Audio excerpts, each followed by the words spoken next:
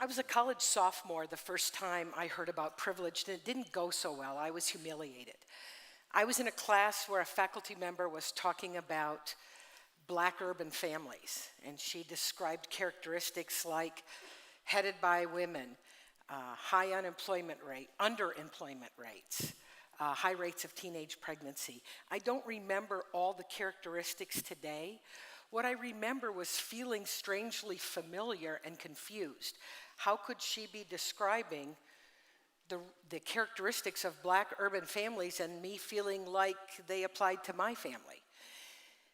I didn't quite know how to ask a question. I was a first-generation college student, and I was really nervous, but I raised my hand and took a breath, and I said to her, are there some things that are about urban and not Black? Because I'm trying to figure out how it is that what you're describing fits my white family.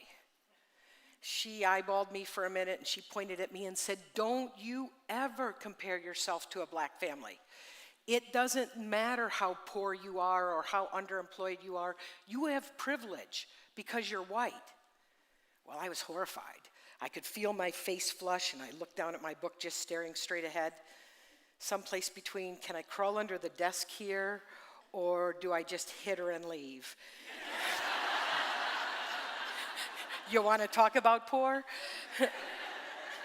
So I breathed, and I sat there for a moment, and I was really confused. I had no idea what that was about.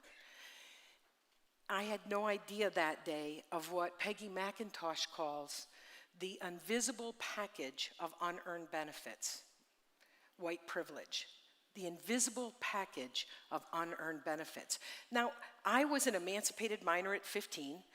I didn't have health insurance. I didn't have dental insurance. If I had to go to the dentist, I had to work at a $25 a month gig in order to get a tooth fixed. In fact, at that point in my life, I didn't have a home address or a home, and I was worried when school ended and I had to clean out my dorm room what I would do with my things, because colleges didn't let you keep your stuff there all summer. They rented those rooms out. And she said I was privileged. I mean, I couldn't get my hands around any of that at that moment in time. But come back to the invisible, unearned package of benefits. At some level, the professor was right. I couldn't get my hands around it at that point. I wouldn't live into that for a long time. And this is the place where the conversation for people who look like me and with people who look like me can get a little difficult. We have to be able to breathe through our defensiveness about the fact that that's not talking about me, that's not talking about me. But I promise you, if we can do this and unpack that privilege, we can make more space for a more humane and just world. So if skin privilege is unearned, it often manifests itself in unconscious ways. Let me give you a couple examples. My daughter in junior high was going to go out for the dance team, so I had to go to the parents' orientation. And I walked into the back room, and there was this huge table of stuff that she was going to have to purchase if she made the dance team. They had matching hair pieces, matching makeup for real with all the same palette, and matching flesh-colored hose. When the coach held up the flesh-colored hose, what I became aware of was it only matched the flesh of about a third of the girls in the room. So what about that makeup palette, and what about those hair pieces? How could I ever get a hair piece in this? Before the Ebony card series came out in many of the stores, when a Black or brown child went looking for a Mother's Day card, all they could find was one with a picture like me. I have a 3-year-old mixed-race granddaughter. In my own home, she asked her mother to blow dry her hair straight so she could see how long it was. She walked out of the bathroom and looked at us. She shook her head like this.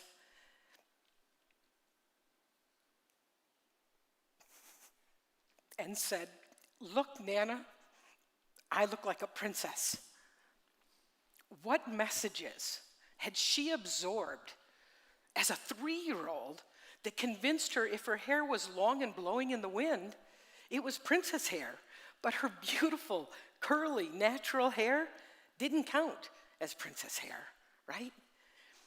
You can look at the data for yourselves that's all around us about how those unconscious messages feed into media, feed into the targeting of people of color. And so why is this conversation important? Why is it important to me? At the end of the day, this is a conversation about humanity. This is a conversation about love. Every day, my whiteness is reaffirmed in multiple ways, at the expense of my friends and family of color who are rendered more invisible. Every single day, there are things that point out to my grandchildren that they don't fit whatever we decided norm was, right? This is a conversation that's important to me because I believe if we will unpack our privilege, we can use it to change the world, not in the huge way I dreamed of in my 20s, but in the day-by-day acts. I've got to be willing to listen and hear and see and act on stories that sometimes feel like they're blaming me, sometimes do blame me, sometimes make me uncomfortable. But do you know how many of those stories my colleagues of color have heard? Well, people in the room looked right at them, like they were about them, right? So that's why it's important to me. I think about a month ago, a 15-year-old black girl was riding her bike. She hit a car. Some of you may have heard about this. Nobody was hurt. She got up. She waited for the police to come. In a situation that escalated, that my chief would say wasn't handled well, she was handcuffed because she didn't want to go to the hospital, put in the back of a car, and then pepper sprayed through the window. How many of us sitting here today have to worry that when our 15-year-old daughter goes out for a bike ride, she's going to end up in the back of a car, handcuffed and pepper sprayed, and I might add, terrified?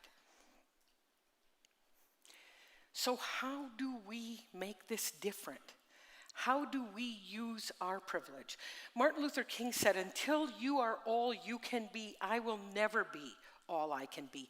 I am certain that those of you sitting in the audience today that have listened to these talks and resonated, believe until you, whoever your you is, are all you can be, I will never be all I can be. In 1967, there was a huge uprising in Detroit. My grandma worked downtown and she couldn't go to work for the week because of the riots that were going on. When she could go back in next week, she took me.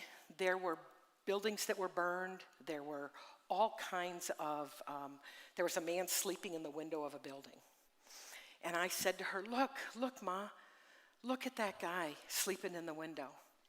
My grandma pulled me over and she said, pulled the car over and she said to me, look, you're more fortunate. You may be better than, you may be more fortunate. You have food to eat, a place to sleep, and people who care about you. That makes you more fortunate, not better than. I had no idea what she was saying to me as a 9-year-old. And I kind of looked at her and thought, okay. What I understand she was saying to me is, I might be more privileged, but that doesn't make me better than. Today, when we hear about the Black Lives Matter movement, it polarizes people. People want to yell, White Lives Matter. I was on campus at a Black Lives Matter die-in when students started yelling down the hall, White Lives Matter. Let me say this, the Black Lives Matter movement wasn't anti-white. It was born out of the desperation and pain of too many lost boys and men, of too much invisibility, too much inequity. Black Lives Matter isn't saying white lives don't, it's saying black lives don't matter enough. Let's face it, my son, when he gets in the car and goes out of the house, I don't have to worry all the time, except like we all do about driving. When my daughter goes shopping in the store, no clerk is going to follow her around. And people really, mostly, I don't have to worry that they're going to be afraid of me because of how I look. But my son-in-law, Every time he goes out to the car, every time he steps out of the door, I worry. I know his mama worries. I know now my wife worries. My daughter worries. I have been with him in the last decade on numerous occasions that he has been targeted for nothing more than being black. We were in our house one day. They were living with me. We jumped in the car, forgot our wallets. He got out to go back in the house and get his wallet, ran back and got in the car, and as we went to pull out, we realized there was a police car blocking the driveway. And the police was coming out to Gentry's side of the car, and they asked him for his, first they said, "What are you doing in the house?" And he said, "I live here." And then the officer asked for his driver's license. And at that point, I leaned up and said, "Is there a problem? This is my house and this is my son-in-law." And he got back in his car and drove away. And I could take the rest of the time today to give you those kinds of examples. But here's what's important to me. I have a 7, 5, 3, and 1.5-year-old grandchildren that he's the daddy. I have a niece and a nephew in this audience today. That kind of scrutiny and that kind of risk is something they face every day of their lives. And I know as sure as I stand here, we can make that different. We can change the world if we can understand our privilege, unpack that, and engage across communities. Because if we want a more humane and just world, and I got to tell you, right now we're in pretty tough shape around that stuff. We can't throw up our arms and walk away. It's not going to benefit our children or any of the children who come after our children. It's not going to benefit our aunts and uncles and our parents. It's on us. It's time. That's right. It's time. And it's on us to understand that daily process of unpacking that invisible, unearned package of privileges in service of a more just and humane world. It's time.